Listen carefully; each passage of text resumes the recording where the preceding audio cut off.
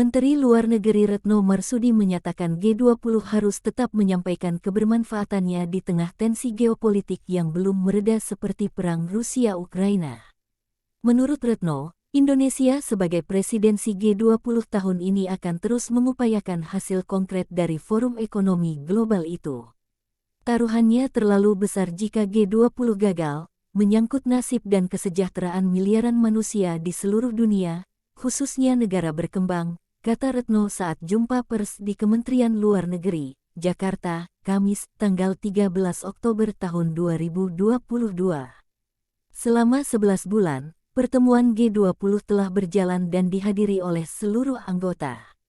Hingga Oktober sudah terlaksanakan 187 pertemuan resmi atau sekitar 95%, yang terdiri dari tingkat menteri, Serpa, Deputi, Working Group, hingga Engagement Group.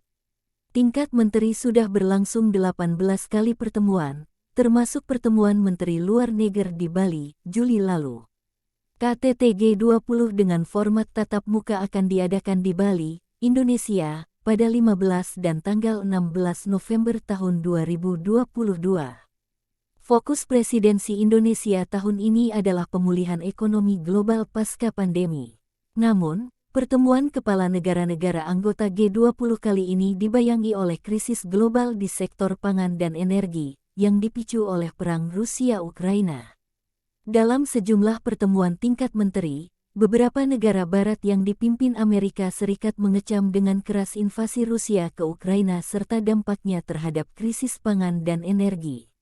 Presiden Amerika Serikat Joe Biden dalam sebuah kesempatan pernah mengusulkan Indonesia agar jangan mengundang Presiden Rusia Vladimir Putin ke Bali buntut dari agresi ke Ukraina.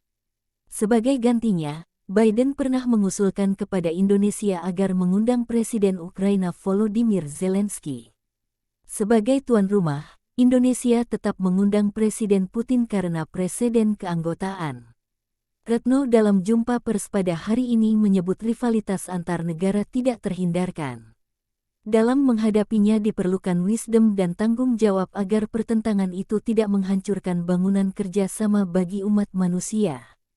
Lebih khusus, mengenai G20, Retno menjelaskan semua negara anggota dan organisasi internasional telah menyampaikan usulan-usulan proyek kerjasama.